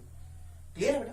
जैसे मैं इसको अप्लाई करके दिखाऊं तो तुमको समझ में आएगा। जैसे फॉर एग्जाम्पल हमने बोल दिया फैक्टोरियल 6, तो इसको क्या ऐसे लिख सकता हूँ बेटा 6 इंटू फैक्टोरियल 5 एकदम। क्या मैं इसको ऐसे भी लिख सकता हूँ क्या 6 इंटू 5 इंटू फैक्टोरियल 4 एकदम। क्या मैं इसको ऐसे भी लिख सकता हूँ 6 इंटू 5 इंटू 4 इंटू फैक्टोरियल 3 एकदम। सही है, बस आप समझ पा रहे हो, एग्जाम्पल से ज्यादा क्लियर होगा बेटा, ठीक है। तो आप समझ पाओ, बाकी वैल्यू आपको समझ में आ रहा है। तो इस तरह से हम लोग इसको करते हैं, समझ आ रहा है बेटा बाइनोमियल में, जैसी जैसी बात, ठीक है। तो ये थोड़ा सा फैक्टोरियल के बारे में था इन्फॉर्मेशन, ठीक है। और वो बेसिकली था आपका क्या कि कैसे x प्लस ए के पावर n का एक्सपेंशन आता है। क्लियर है यहाँ तक सही बेटा, हटाए इसको। अच्छा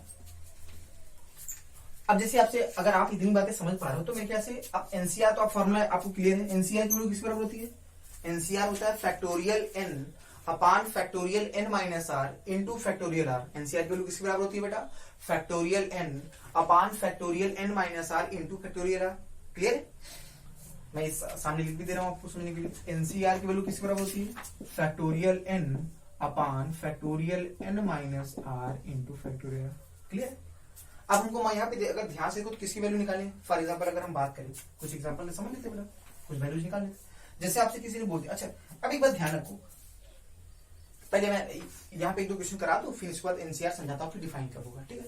जैसे हमने यहाँ से पूछ लिया 4C2, क्या इसकी वैल्यू तुम बता सकते हो कितना होगा? देखो ध्यान से, क्या यही फॉर्मूला लगाना है बेटा? तो चलो फटाफट करते हैं। फैक्टोरियल 4 अपॉन फैक्टोरियल 4 माइनस 2, वो तो 2 आएगा, इंटू आर क्या है? 2। सीधे फॉर्मूला जैसे है वैसे लगाओ बेटा। आप पहले देख लो आराम से, सब लोग आराम से देख लो, फिर बोर्ड पे रहेगा, सब नोट कर लेना। फैक्टोरियल 4 अपॉन फैक्टोरियल 4 माइनस 2, तो फैक्टोरियल 2 है, इंटू फैक्टोरियल 2। याद है? अब ध्यान से बताओ, फैक्टोरियल 4 को मैं लिखना चाहूँ क्या लिख सकता हूँ बेटा? कहोगे सर 4 इंटू 3 इंटू फैक्टोरियल 2। अब देखो यहाँ पे अपॉन नीचे क्या आएगा बेटा? फैक्टोरियल 2। अच्छा फैक्टोरियल 2 को एक लिख देता हूँ, एक कटेगा एक ही तो बचेगा, और फैक्टोरियल 2 को हम क्या लिखते हैं? 2 इंटू 1। मैंने एक को एक्सपेंड कर दिया, एक को रखा। अब बताओ ये वाला इससे कैंसिल। अब ध्यान से बताओ ये क्या होगा? 2 से कट करो इसको, 2 2 जा 4, तो वैल्यू कितनी आ गई? 6। ध्यान से देखिए बेटा, थोड़ा समझना कुछ, एक दो करोगे ना तो और क्लियर हो जाएगा बेटा। जैसे एक और कर लेते हैं बेटा, 5C3। चलो फटाफट आप लोग ट्राई करो बेटा इसको।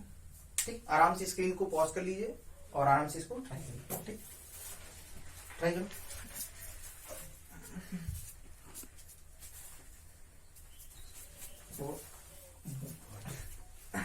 ठीक है बेटा, तो स्क्रीन पॉज करके आप इसको ट्राई करिए अच्छे से।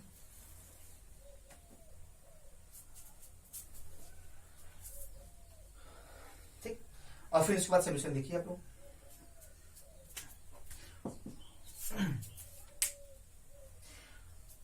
तो 5 को देखो कैसे लिखोगे बेटा? फैक्टोरियल 5 अपॉन फैक्टोरियल 5 माइनस 3, तो फैक्टोरियल 2 आएगा बेटा, इंटू फैक्टोरियल 3। सही, सिंपल सा। फटाफट मैच कराओ बेटा। तो क्या लिख सकते हो एकदम? 5 इंटू 4 इंटू फैक्टोरियल 3 अपॉन, अब बताओ 2 को एक्सपेंड कर दो, 2 इंटू 1 क्या 2 आएगा कि नहीं? इंटू फैक्टोरियल 3, तो 3 ने 3 को मार दिया। अब बताओ 2 से कट करो बेटा, 2 2 जा 4, तो 5 2 जा 10। फटाक से आंसर आ गया। देखो ध्यान से, आराम से निकालो सब, और आराम से मैच करा दीजिए बेटा। कहाँ पे आपका थोड़ा गलती हो रही है या सही है? तो बहुत सही है बेटा।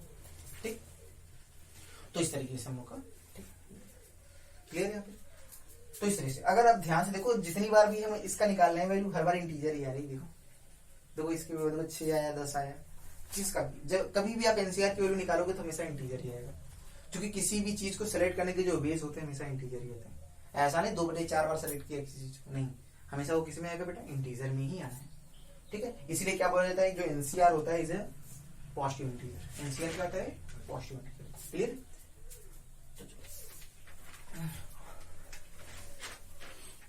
तो एक दो हम आपको 2-3 एग्जांपल दे रहे हैं बेटा, होमवर्क आपके लिए होगा बेटा।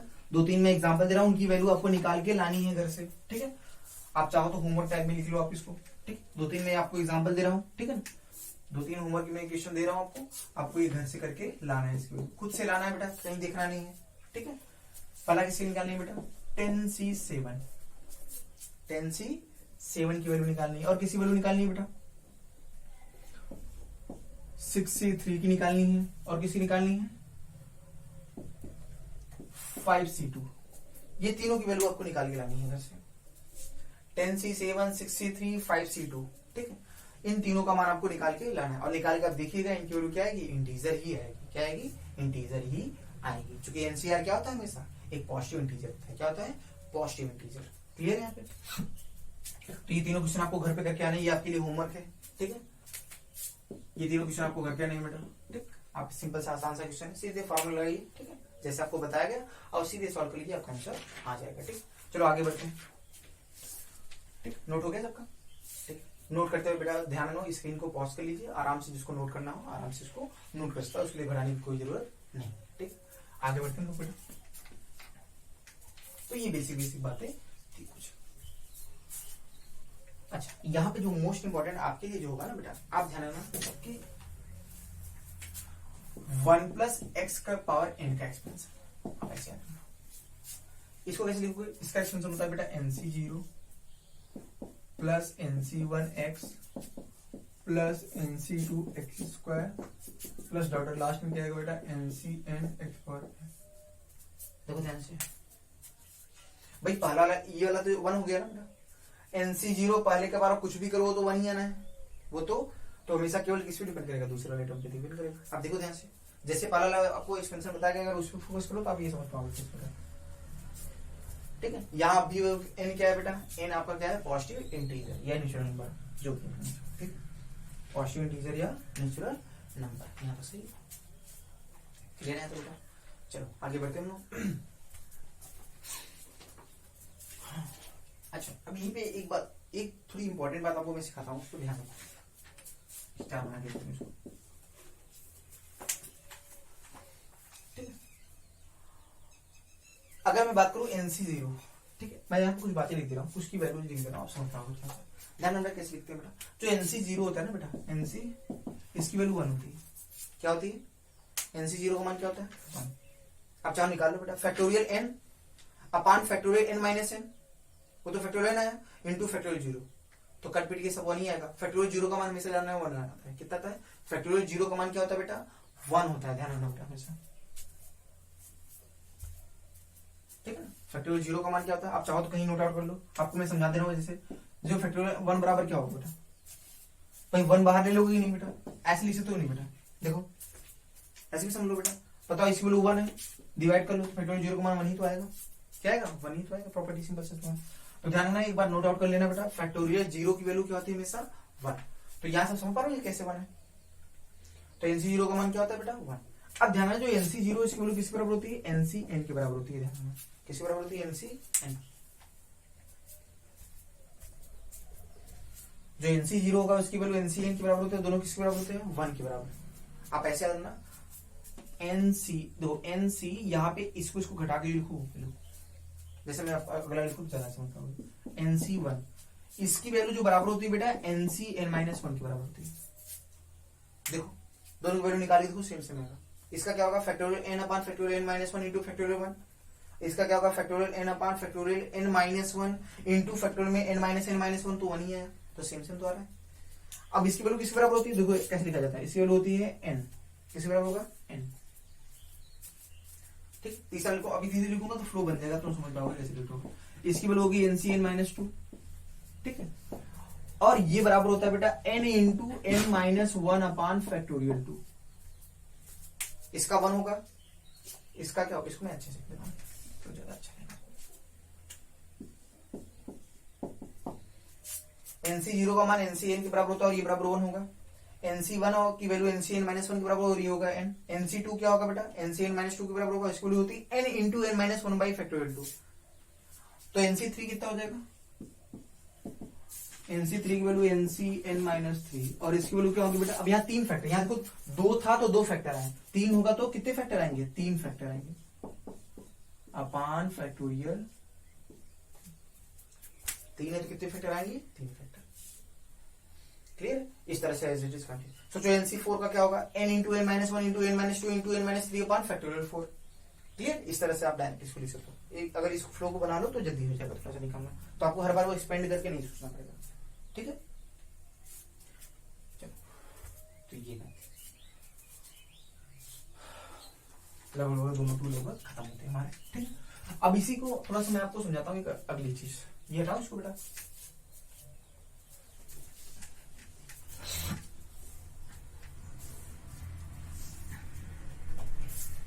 एक इंपॉर्टेंट चीज आप ध्यान रखना में, ठीक है, क्या है वो आप समझिए कि अगर 1 प्लस एक्स के पावर n, अब यहाँ पे n नहीं बोल रहा हूं कि n पॉजिटिविटी, n कुछ भी हो सकता है। यहाँ पे ये नहीं बोला जा रहा है बेटा कि n पॉजिटिव इंटीजर है, n हमारा कुछ भी हो सकता है। तो ध्यान रखना 1 प्लस एक्स पावर n, इसकी वैल्यू किस बराबर होती है बेटा, ये बराबर होता है 1 प्लस n। लेकिन ये हमेशा थोड़ी होता है बेटा, ये तब होगा जब x क्या होगा बेटा, x is very very less than 1, जब x 1 से बहुत छोटा होगा, बहुत छोटा होगा। क्लियर, x क्या होना चाहिए, 1 से बहुत छोटा होना चाहिए। सोचो अगर x 1 से बहुत छोटा होगा, पावर जितना बढ़ाएंगे वैल्यू क्या अपने आप छोटी होती जाएगी ना बेटा। सोचो अगर मैं लिखूंगा 1 प्लस एक्स, फिर एक्स स्क्वायर वाला टर्म आएगा, याद है बेटा। अगर आप जानो NC01, NC1 का मान n तो nx होगा, फिर NC2 आएगा n into n minus one into x square आएगा नहीं। अब बताओ एक्स जब 1 से बहुत छोटा हो तो उसका स्क्वायर करोगे तो और छोटा, क्यूब करोगे तो और छोटा। आप जानते हो ना, एक से छोटे नंबर की पावर जितना भी बढ़ाएंगे उसकी वैल्यू बढ़ेगी घटेगी, घटती जाती है बेटा। जैसे 1/2 है, 1/2 बहुत छोटा नहीं है, 1/2 पे अप्लाई मत कर देना, ठीक। जैसे मैं एग्जांपल लेके बता रहा हूँ, जैसे 1/2 की पावर 1 करो 1, 1/2, 1/2 की पावर 2 करो 1/4, 3 करोगे 1/8, 4 करो 1/16, 5 करो 1/32, 6 करो 1/64। वैल्यू बढ़ रही, पावर बढ़ाने में घट रही है, घटती जा रही है, वही है। इसीलिए बोला जाता है कि हम निगलेक्ट कर सकते हैं। हम इसकी वैल्यू अप्रोक्सीमेटली कितने किसके बराबर मान सकते हैं, 1 प्लस एन एक्स। किसके बराबर मान सकते हैं बेटा, 1 प्लस एन। क्या ये हमेशा मान सकते हैं? ये तभी मान सकते हैं जब एक्स 1 से बहुत छोटा होगा, एक्स 1 से बहुत छोटा हो। क्लियर है यहाँ पे?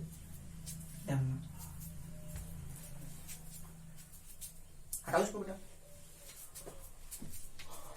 तो ये इंपॉर्टेंट है खासकर। बायनोमियल बेटा खत्म होता है हम लोग का, ठीक। बायनोमियल में आपको इन्फॉर्मेशन इतनी तक की, ये जो लास्ट में बताया था ये खूब यूज करना बेटा। ये जो लास्ट में जो बताया था ना 1 प्लस एक्स पावर एन, इसकी वैल्यू बराबर होती है 1 प्लस एन एक्स।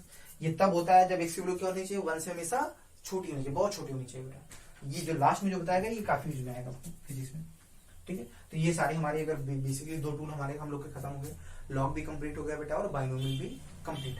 अब हम बात करें जो अगला हमारा टूल है उसका नाम क्या है बेटा, डिफरेंशिएशन। क्या है बेटा, डिफरेंशिएशन, डिफरेंशिएशन और इंटीग्रेशन, ठीक है।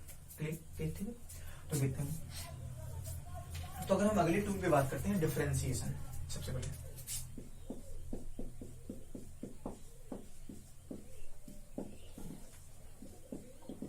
और टाइम देख लो आप लोग कितना, उसमें देखो कितना 1 घंटा हो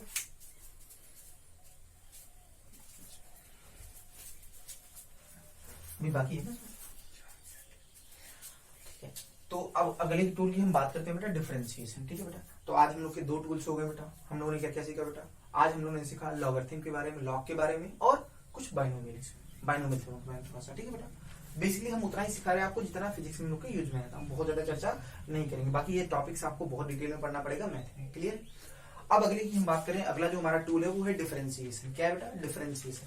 स्टार्ट तो हो नहीं पाएगा, टाइम बहुत कम है आज तो इसके बारे में थोड़ी इन्फॉर्मेशन आपको दे दे कि वास्तव में ये टूल है क्या, ठीक है। थोड़ी बात सुनो, डिफरेंशिएशन का मतलब क्या होता है, नाम ही अगर पढ़ो तो आपको समझ में आएगा। डिफरेंशिएशन का मतलब क्या होता है, डिफरेंशिएट करना मतलब अलग करना, डिफरेंशिएट करना मतलब अलग करना। तो डिफरेंशिएशन मतलब होता है तोड़ना। डिफरेंशिएशन मतलब क्या होता है बेटा, तोड़ना। किसी भी चीज को छोटे छोटे पार्ट्स में ब्रेक करना मतलब डिफरेंशिएशन। किसी भी चीज को छोटे छोटे पार्ट्स में ब्रेक करना मतलब डिफरेंशिएशन।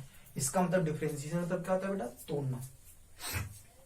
अब किसी चीज को कैसे तोड़ा जाता है इसका आइडिया कहां से मिलेगा, डिफरेंशिएशन से। जैसे आपको बता दूं, जैसे पेन है, इसको मुझे ब्रेक करना है तो हम कैसे ब्रेक करेंगे, ऐसे करेंगे ना बेटा। लेकिन अगर कोई गोला है, कोई रिंग है, मान लो टेबल है, राउंड का टेबल, तो उसको आप ऐसे थोड़ी ब्रेक करोगे, तो उसको रिंग के रूप में ब्रेक करते हैं। तो किसी भी चीज को कैसे ब्रेक करना है इसका आइडिया कहां से मिलता है, डिफरेंशिएशन से। डिफरेंशिएशन का सिंपल सा अगर हम मतलब ध्यान रखो तो डिफरेंशिएशन का मतलब होता है किसी भी चीज को छोटे छोटे पार्ट्स में ब्रेक करना। उसको हम कैसे ब्रेक करेंगे, इसको हम कहां सीखेंगे बेटा, डिफरेंशिएशन में। कहां सीखेंगे, डिफरेंशिएशन में, ठीक है। तो ये हमारा मतलब होता है डिफरेंशिएशन का बेसिक मतलब। डिफरेंशिएशन मतलब होता है तोड़ना। अब बात है सर तोड़ी क्यों, बात है किसी चीज को हम तोड़ क्यों रहे हैं बेटा, क्योंकि अगर आप बात करो हमारे आसपास जितनी भी चीजें सब अगर देखा जाए सब उससे कॉन्स्टेंटली वेरी नहीं करती जैसा हम लोग सोचते हैं। जैसा हम आइडियल केस में मानते हैं कि हर चीजें कॉन्स्टेंटली वेरी करती है, ऐसा होता नहीं। फॉर एग्जाम्पल अगर हम बात करें, अगर हम एयर प्रेशर की बात करें, जैसे जैसे हम ग्राउंड से ऊपर जाते जाते हैं जो प्रेशर होता है वो क्या होता है, बढ़ता है घटता है। प्रेशर क्या करता है, चेंज करता है, घटता जाता है। प्रेशर क्या करता है, घटता। सरफेस प्रेशर बहुत है बेटा, जैसे जैसे ऊपर जाते हो प्रेशर क्या करता है, घटता जाता है बेटा। अब वो जो प्रेशर घटता है वो अब कांस्टेंट तो होता नहीं बेटा, प्रेशर क्या करता है, वेरी करता है बेटा। अब वो प्रेशर अगर वेरी करता है, मान लो किसी कोई पूछा मुझसे बताओ 10 मीटर ऊपर प्रेशर क्या होगा, तो मैं कैसे बताऊंगा भाई, वो तो वेरी कर रहा है ना। तो हम उसके लिए क्या करते हैं, हम इन टूल्स का इस्तेमाल करते हैं, इन टूल्स का इस्तेमाल करते हैं, ठीक है। अब उसको कैसे करते हैं अभी आपको समझ में आएगा। ये एक्चुअली क्या होता है ना, जब इनका रियल लाइफ में जब हम अप्लाई करते हैं ना इन टूल्स को, तो ऐसा नहीं केवल एक ही टूल आता है डिफरेंशिएशन, ये दोनों एक साथ आते हैं, डिफरेंशिएशन और इंटीग्रेशन। डिफरेंशिएशन और इंटीग्रेशन दोनों एक साथ आते हैं बेटा, अगर कार्य से बोला जाए, ठीक है। अच्छा मैं इसको थोड़ा सा अप्लाई कर आपको थोड़ा एग्जांपल देके समझाऊं तो ज्यादा अच्छे समझोगे बेटा, ज्यादा थोड़ा अच्छे से थोड़ा एग्जांपल ले लूं। तो एक्चुअली मेरा काम यहाँ समझाना है कि वास्तव में इसको अप्लाई कैसे किया जाता है, ठीक है। और वास्तव में इसको हम पढ़ते क्यों, मैं बता दूं आपको, ये जो टूल्स है डिफरेंशिएशन इंटीग्रेशन मैं आपको अभी सिखा दूंगा, थोड़ा थोड़ा आपको आइडिया पता जाएगा, लेकिन जैसे जैसे आप यूज करोगे और आपको फील होता जाएगा। अभी मैं आपको सिखाऊंगा तो थोड़ा थोड़ा फील होगा, थोड़ा समझ में तो आएगा अच्छे से, ऐसा नहीं समझ में खूब अच्छे से आएगा, फील भी थोड़ा होगा, लेकिन फिर उतना जबरदस्त फील नहीं होगा जो ऐसा होना चाहिए। लेकिन समय के साथ जैसे जैसे आप इनको अप्लाई करते जाओगे आपको और फील होता जाएगा, अच्छा इसको यहाँ भी कर सकते हैं, यहाँ भी कर सकते हैं, हर जगह कर सकते हो आप जब इसको अप्लाई करना सीखोगे तो आपको हाँ ये तो कहाँ कहाँ यूज कर किया जा सकता है, बहुत जगह इसको यूज कर सकते हो। अभी हम कुछ ही जगह आपको करके दिखाएंगे, आप धीरे धीरे आप जैसे अप्लाई करते जाओगे आपको हर जगह इसका यूज दिखेगा, कहाँ पे नहीं है, जहां पे चीजें वेरी करी वहां पे, और लगभग दुनिया में हर जगह जहां भी हम बात करते हैं हर चीज वेरी करता है, टेम्परेचर भी वेरी करता है, समय के साथ हर चीज वेरी करता है, तो हर जगह हम इसका यूज कर सकते हैं बेटा। क्लियर है बेटा। जैसे आप देखो ना, जैसे कोई गर्म चीज है बेटा, अब आयरन के रॉड के थ्रू आपने कनेक्ट कर दिया, दूसरी तरफ आपने क्या कर दिया, दो मान लो ऐसा समझो कि इधर मान लो भट्टी, इसमें आग लगा दी बेटा, इधर बीच में आयरन के रॉड लगा दी, इधर पानी रख दिया उबलने के लिए, तो बताओ पानी का टेम्परेचर समय के साथ क्या चेंज करेगा कि नहीं बेटा, क्या हर समय सेम रहेगा कि अलग अलग रहेगा, अलग अलग रहेगा। अब आपसे पूछ के बताओ 10 सेकंड बाद बताओ पानी का टेम्परेचर क्या होगा, अभी हीट का क्वेश्चन हो गया प्लस उसमें आ गया अच्छा से इंडिकेशन, तो ऐसे क्वेश्चन भी हम लोग करेंगे। तो ये भी सेम इंडिकेशन का बेसिक टूल है, वहां से हीट ट्रांसफर हो रहा है, क्या हो रहा है, हीट ट्रांसफर, उसका रेट निकालेंगे, समय के साथ देखेंगे, फिर इंटीग्रेशन के बेसिक टूल से इस्तेमाल करेंगे, फिर डिफरेंशिएशन इंटीग्रेशन इन सबको अप्लाई करके बहुत आसानी से आ जाता है। ऐसा नहीं अभी आपको लगेगा अच्छा काफी टफ हो गया ये, लेकिन अभी आप जैसे अप्लाई करना सीखो आपको लगेगा बहुत आसान हो गया बेटा, और काफी आसानी समझ में आ जाता है। तो हर टॉपिक में ये यूज में आना है बेटा, इसलिए अगर इन टूल्स की बात करें डिफरेंशियल इंटीग्रेशन तो इनको काफी आसानी से हम लोग पढ़ते हैं। ठीक, जैसे एक एग्जांपल देखिए तुमको समझाते हैं कि वास्तव में हम लोग कैसे इसको यूज करेंगे। ठीक, एक बेसिक जो आप लोगों ने सीखा है थोड़ा सा, तो उसमें जैसे मैं कह दिया एक रॉड है, क्या सबने ग्रेविटेशन लॉ पढ़ा है ना, गुरुत्वाकर्षण का नियम, लॉ ऑफ ग्रेविटेशन आपने पढ़ा है ना, यूनिवर्सल लॉ ऑफ ग्रेविटेशन। अब जैसे हमने कह दिया रॉड है, तो हमने यूनिवर्सल लॉ ऑफ ग्रेविटेशन क्या पढ़ा है कि कोई भी मास होता है क्या दूसरे मास को अट्रैक्ट करता है, every mass in the universe attract each other. ठीक, वो क्या करते हैं एक दूसरे को अट्रैक्ट करते हैं फोर्स से, जिसे हम क्या बोलते हैं ग्रेविटेशनल फोर्स, जिसे हम क्या बोलते हैं उस अट्रैक्शन के फोर्स को हम क्या बोलते हैं ग्रेविटेशनल फोर्स।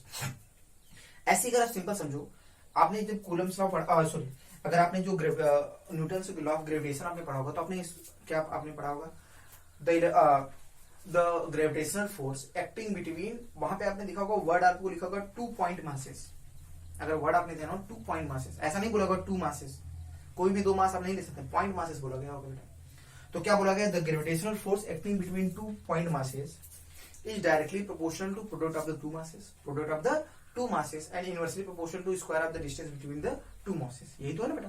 तो वहां से जो फार्मूला आता है बराबर gm1 into by r square, ये बराबर gm1 into by r square, जहां पे g universal gravitation constant 6.67 into 10 power minus 11 newton metre square पर kg स्क्वायर। क्लियर है बेटा। तो ये सारी चीजें होती थी हमारी। तो वहां पे अगर फॉर्मूले को अगर हम उस लॉ को देखें तो वहां पे लॉ किसके लिए एप्लीकेबल था, क्या बड़े बड़े सब मास के लिए एप्लीकेबल था कि only for point masses, only for point masses. आप जितनी भी लॉ देखोगे बहुत सारी जगह सब पॉइंट के लिए एप्लीकेबल होते हैं, बड़ी बड़ी चीजों के लिए एप्लीकेबल नहीं। अब जैसे मैं तुम्हारे सामने एक क्वेश्चन रखा, मैंने कह दिया एक रॉड है, क्या है रॉड है, मान लो इसका मास है कैपिटल एम, क्या है मास कैपिटल, इसकी लेंथ क्या है बेटा, इसकी लेंथ है मान लो एल, क्या है एल। मान लो इस रॉड से एक देखो यहाँ पे मैं आपको करा नहीं रहा हूँ क्वेश्चन, मैं आपको एक आइडिया सिखा रहा हूँ कि वास्तव में क्वेश्चन कैसे होगा, मतलब इसको हम डिफरेंशिएशन या इंटीग्रेशन की मदद से कैसे कर सकते हैं, या अगर वो ना होता तो हम इसको कर पाते कि नहीं, क्या क्या दिक्कतें आती है वो सारी बातें हम लोग सीखते हैं। अब जैसे मान लो यहां से कुछ हमने मान लिया डी दूरी पर एक दूसरा मास एम। अब सोचो एक मास है कैपिटल एम जिसकी लेंथ एल है और एक छोटा सा मास दूसरा स्मॉल एम, कितनी दूरी पे है, डी दूरी पे। बताओ क्या ये दोनों मासेस है क्या, हाँ। तो क्या इनके बीच आपस में ग्रेविटेशनल फोर्स लगेगा कि नहीं, एकदम लगेगा। ये मास इसको क्या करेगा, अट्रैक्ट करेगा। आपसे क्वेश्चन में सिंपल सा पूछा है कि इस रॉड द्वारा इस मास पे कितना फोर्स लगेगा, सिंपल सा क्वेश्चन। क्वेश्चन सिंपल से क्या पूछा गया, बताइए, आपको बताना है इस रॉड द्वारा इस मास पे कितना फोर्स लगेगा। तो बच्चा क्या सोचेगा, ये भी मास वो भी मास, क्या डायरेक्ट हम लगा सकते हैं gm1 into by r square, नहीं लगा सकते। क्यों नहीं लगा सकते बेटा, क्योंकि ये पॉइंट मास नहीं है। भाई ये तो पॉइंट मास है लेकिन ये पॉइंट मास नहीं। लेकिन जो न्यूटन का लॉ है वो किसके लिए एप्लीकेबल है, न्यूटन जो यूनिवर्सल ग्रेविटेशन लॉ है वो किसके लिए एप्लीकेबल है, ओनली फॉर पॉइंट मासेस। तो अगर ये पॉइंट मास नहीं है तो हम इसको लगा नहीं सकते। तो कैसे करना पड़ेगा, सिंपल सा। अच्छा बात लगाने का और अच्छा रीजन है क्यों नहीं लगा सकते, तो आप समझो क्यों ऐसा। क्यों सोचो यहाँ वाला जो मास होगा उसकी दूरी अलग है, इधर वाले मास की दूरी अलग है, इस वाले मास की दूरी अलग है। तो इस पे बहुत सारी मासेस है ना बेटा, सबकी दूरी यहाँ सेम है कि अलग अलग है, अलग अलग है। तो हम इसको लगा नहीं सकते। तो बच्चे के दिमाग में छोटा सा आइडिया है, सर ऐसा करें इस रॉड को हम तोड़ ले 100 टुकड़ों में, 100 टुकड़ों में इसको तोड़ ले। तो छोटे छोटे टुकड़े हो जाएंगे नहीं बेटा, और हर एक टुकड़े के कारण इसमें फोर्स निकाल लेते हैं। हर एक टुकड़े के कारण क्या निकाल लेते हैं भाई, क्या दिमाग में आया बेटा कि अगर सर कुछ ऐसा हो कि इस रॉड को हम क्या करें 100 टुकड़ों में तोड़ दें, 100 टुकड़ों में तोड़ दे, और हर एक टुकड़े के कारण इसमें फोर्स निकाल ले आराम से, हर एक टुकड़े के कारण क्या निकाल ले, फोर्स निकाल के जोड़ ले, तो क्या काम अपना हो जाएगा बेटा। किसी ने कहा सर अच्छा 100 तो सही है, किसी ने कहा सर 1000 टुकड़े कर लेते हैं और अच्छा रहेगा। अगर 1000 टुकड़े कर लेंगे तो फिर, और अब 1000 टुकड़े होंगे बेटा, और हर एक टुकड़े के कारण इसमें फोर्स निकाल लें और सबको जोड़ लें, क्या टोटल फोर्स आ जाएगा। तो बताओ 100 वाला ज्यादा एक्यूरेट है कि 1000 टुकड़े वाला। जिसने 100 टुकड़े करके फोर्स निकाला वो ज्यादा एक्यूरेट है कि जिसने 1000 टुकड़े करके फोर्स निकाला वो ज्यादा। किसने कहा सर 1 लाख टुकड़े कर ले तो और रेट, तो क्या वो और एक्यूरेट। अच्छा क्यों ऐसा बोल रहे हो कि जो ज्यादा टुकड़े कर रहे हैं ज्यादा एक्यूरेट हो रहे हैं। हाँ, अगर टुकड़े ज्यादा करेंगे तो जो एलिमेंट की साइज आएगी वो क्या होगी बेटा, वो पॉइंट मास की तरफ इंडिकेट करेगी। इसका मतलब इसके जितने ज्यादा टुकड़े होंगे क्या उतना ही ज्यादा एक्यूरेट होगा। वहीं से नाम आता है डिफरेंशियल एलिमेंट। किसका नाम आता है, डिफरेंशियल एलिमेंट। क्या करते हैं इसको, कैसे करते हैं, हम कहते हैं कि इस रॉड को हम अनंत टुकड़ों में, अब ये डिफरेंशियल एलिमेंट क्या होता है, सोचो अगर हम इस रॉड को क्या करें बेटा, हमारा सिंपल से ये काम है कि इस रॉड को तोड़ना ही है, क्या करना है। अब ये डिफरेंशियल एलिमेंट होता क्या समझो बेटा, डिफरेंशियल एलिमेंट बहुत छोटा, मतलब इतना छोटा कि जीरो के जस्ट बाद का ही है, जीरो के जस्ट मतलब तुमको समझो ऐसे तुमको एक काम दे दिया गया कि तुम्हारा बेटा काम है ये रॉड तोड़ना। क्या है ये रॉड, तुम जिंदगी भर इस रॉड को तोड़ते रहे, ठीक है, खूब तोड़ा, खूब तोड़ते रहे, मरते वक्त जायदाद में भी बच्चों को लिख के गए कि रॉड ही तोड़ना है। क्या करना है, बच्चे भी रॉड तोड़े, 5-6 पीढ़ी रॉड ही तोड़ती गई, फिर किस तरह कुछ हुआ चमत्कार, दोबारा तुम जन्म लेकर आए तो तुमने देखा जो अपना रॉड, तो उसका जो छोटा सा टुकड़ा मिला उसे बोलते हैं क्या, डिफरेंशियल एलिमेंट। क्लियर बात समझ पा रहे हो। तो समझो इतने सारे डिफरेंशियल एलिमेंट बहुत छोटा, समझो इसको, समझो ऐसे समझो कि इस रॉड के हमने अनंत टुकड़े कर दिए। कितने टुकड़े कर दिए, अगर हमने इसके अनंत टुकड़े कर दिए उसका एक जो छोटा सा टुकड़ा होगा उसे हम बोलते हैं डिफरेंशियल एलिमेंट। क्या बोलते हैं, अब सोचो वो जो अनंत टुकड़े हम अगर हम कर देंगे तो जो छोटा सा टुकड़ा आएगा वो बहुत बड़ा होगा, बहुत छोटा, बहुत छोटा, तो समझो क्या एक्यूरेट मान सकता हूँ पॉइंट मास, क्या मान सकता हूँ एक्यूरेट पॉइंट मास। तो उसको लिखने का तरीका क्या, अब देखो ये रॉड है तो रॉड पे एलिमेंट कैसे होगा बेटा, ऐसे कट करेंगे ना बेटा इसको, तो अब ऐसे इसको ऐसे ऐसे हम इसको दिखाते हैं बेटा। हम कैसे दिखाते हैं बेटा, हम कहते हैं कि यहां से एक्स पे जाके ऐसे दिखाया जाता है, एक्स पे यहां से जाके एक छोटा सा एलिमेंट हमने लिया, यहाँ पे जाके एक छोटा सा, अब तो दिखाने के लिए यहाँ पे तो छोटा बोल रहा हूँ लेकिन है बड़ा ही, एक्स पे जाके यहाँ पे एक छोटा सा एलिमेंट हमने क्या लिया बेटा, डीएक्स का, ऐसे दिखाते हैं इसको। अब ये dx क्या है बेटा, ये dx इसी को बोलते हैं डिफरेंशियल एलिमेंट। क्या बोलते हैं इस dx को, इसे हम बोलते हैं बेटा डिफरेंशियल एलिमेंट। आपके लिए थोड़ा सा नया है, अगर इसको समझने का प्रयास करोगे ना आप समझोगे अच्छा ये कोई बहुत बड़ी चीज नहीं है, वही चीज है जो डिफरेंशियल एलिमेंट बोलते हैं इसको। तो वैसे तो सबसे छोटा जो एलिमेंट, मतलब समझो dx इतना छोटा है कि ये टेंडिंग टू जीरो है समझो। अब सोचो बेटा, अब देखो ये जो dx है इसी को बोलते हैं डिफरेंशिएशन ऑफ x। अब ये देखो ना इसी को बोलते हैं dx को क्या बोलता है। अब ये छोटा सा जो एलिमेंट आया, अब जो ये बहुत छोटा है, अब ये छोटे से एलिमेंट का मास लिख सकते नहीं बेटा, कैसे लिखोगे इसका मास छोटे एलिमेंट का। सोचो पूरी रॉड की लेंथ कितनी है, l, पूरी रॉड की लेंथ कितनी है बेटा, l, तो l लेंथ का मास कितना है, m, तो बताओ यूनिट लेंथ का मास निकाल सकते हो भाई, l लेंथ का मास m है तो यूनिट लेंथ का मास क्या m/l होगा कि नहीं। तो बताओ इसका जो छोटा सा मास जो होगा, अगर मैं बोला इसका छोटा सा मास dm है, क्या है बेटा, छोटा छोटा मतलब d, तो इसका जो छोटा सा मास dm होगा तो बताओ कैसे निकालोगे, क्योंकि सर यूनिट लेंथ का मास होगा m/l, यूनिट लेंथ का मास होगा m/l। बताओ इसकी लेंथ कितनी है सर, इसकी लेंथ तो dx है, तो इसको अगर मैं dx से बताओ यूनिट लेंथ का मास कितना होगा m/l, मतलब एक लंबाई का जो मास होगा वो m/l है, तो dx लंबाई का मास कितना होगा m/l इंटू dx। बताओ ये छोटा सा मास आ गया कि नहीं इसका, बताओ इसका मास मालूम है, इसका मास मालूम है, इन दोनों के बीच की दूरी x मालूम है कि नहीं बेटा, देखो क्या मालूम है x, तो क्या फोर्स x नहीं बेटा, क्या लिखते हैं फोर्स, और फोर्स का फॉर्मूला याद है Gm1m2/r²। चलो फटाफट लिखते हैं। अब बताइए जो छोटे के कारण जो फोर्स लग रहा है ये छोटा फोर्स है कि बड़ा फोर्स है, भाई छोटे से एलिमेंट के कारण फोर्स लग रहा है ना, तो ये छोटा वाला फोर्स होगा ना, तो छोटे फोर्स को df लिखते हैं। क्या लिखते हैं बेटा, जितने छोटे छोटे सब df, तो ये जो छोटा सा फोर्स इस पे लग रहा है छोटे से एलिमेंट का, क्या इधर लगेगा नहीं बेटा, देखो अट्रैक्शन का होगा ना बेटा, तो ये छोटा सा फोर्स df है, तो क्या लिखोगे बेटा इसमें, कहोगे sir G m1 into m2 ये छोटा सा मास dm है अपान इनके बीच की डिस्टेंस का होल स्क्वायर। बेटा समझो वहां समझो कैसे लिखा बेटा, G m1 ये पहला वाला मास इंटू m2 ये दूसरा मास, ये क्या dm है ना अपान x। अब चाहो dm की वैल्यू उठा के रख दो, dm की वैल्यू उठा के रख दो।